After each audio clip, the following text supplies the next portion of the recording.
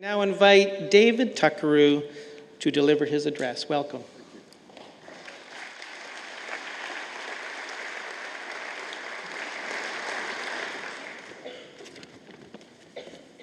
Good morning.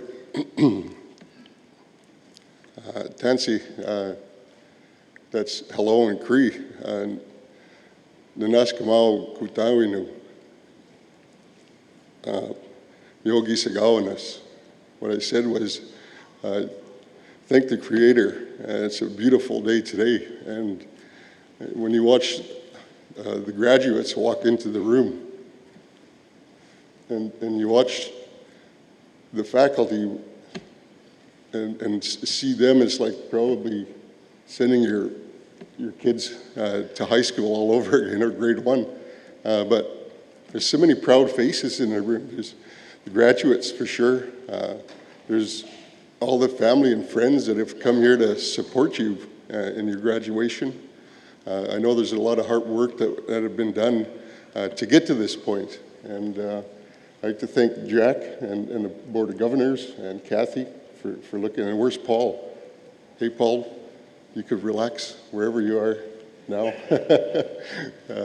But no, Paul looked after me really good for the past few months in leading up to today.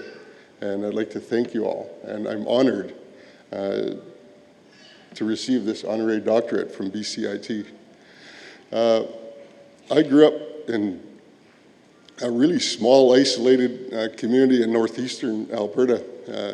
It's on the western shore of Lake Athabasca. And it's still isolated today. So from when I was going to school, the grade school only went up to grade 9, and I had to go to high school outside of my community. And I went further north to Fort Smith, Northwest Territories, and that's where I graduated high school in 1976. And then I went to an automotive apprenticeship program. I took 1 year in school that gave me a second year apprenticeship designation. And then I became a crane operator, a journeyman crane operator. So that was my route through the education system. But throughout the whole, my early life, I always wanted to be my own boss and an entrepreneur. And today I own 9 companies. Before the fire, the huge fire in Fort McMurray and the downturn in the economy, I employed 680 employees. And since then, it's slowed down quite a bit, and it was reduced down to 230 employees, but it's starting to grow back up again.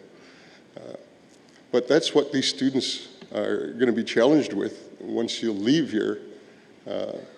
My father always said, when you say you're going to do something, you got to do it. And when you say you're going to be somewhere, you got to be there. That's what builds your character. That's what builds trust for people to trust you, to trust that you're going to do what you say you're going to do. A little story. My father was a trapper, and this kind of relates to when you say you're going to do something, you got to do it, and when you say you're going to be somewhere, you got to be there. He got ready to go to the trap line. It was -40 that day, and his brother was supposed to go with him in a separate dog team. So my father left in the morning and got to the trap line and was waiting for his brother to arrive. His brother didn't show up that night, and my dad was worried, so woke up the next morning, went and set his traps and visited some traps, and that whole day his brother still didn't show up. So that night he's sitting thinking, holy smokes, something happened, it's not right. So the next morning, his brother's still not there. He had to hitch up the dog team and go back towards town to see what might have happened. Well, he gets all the way into town, and his brother's still in town having fun and partying. And that's just a no-no, especially when you're out in that condition. It's kind of a life and death situation. My father had to leave his place of safety and go look for his brother. And That's the reason why he always said that when you say you're going to do something, you got to do it. And when you say you're going to be somewhere, you got to be there. That's what builds your character. That's what people want to hang out with. And you know, with your graduation today, if you could do that one thing alone, that's what I've done. That's what's, you know, got me to all these places in my life. And I had a lot of support along the way. I have my wife here that's supported me. My mother was at the ceremony that we had in October, and my kids were here. And you know, you get support along the way that's invaluable. Like, those people are supporting you no matter what, and they're going to help you along the way. And you're going to come across a lot of problems for sure. But always know that there's always your family are the people that are going to look after you and be with you and support you the most. So I think to congratulate the students, you know, the graduating class of 2018. You guys deserve a huge round of applause, and thank you. And you guys are the future leaders of this country. It was Indigenous Day yesterday, Aboriginal Day, and I'd just like to say that I think as Indigenous people, we're at the best place we've ever been in the history of Canada. We're starting to realize now that we could be just as successful as everybody else in Canada. We all now own a pipeline. The Prime Minister bought us a pipeline that we have to look after. It's kind of silly, but you just have to know that a lot of Indigenous communities in Canada and across Canada support resource development. You know, all the stories that you hear in the news is that we oppose pipelines and resource development and oil, but we don't. We need to, like the trapline story, our trap lines have been pretty well shut down because of a drive by Greenpeace, you know, the environmental movement. So we had to find new ways of generating revenue and looking after our families, and we had to start to learn how to work in the oil industry and in the resource industry and mining and forestry and those sorts of things.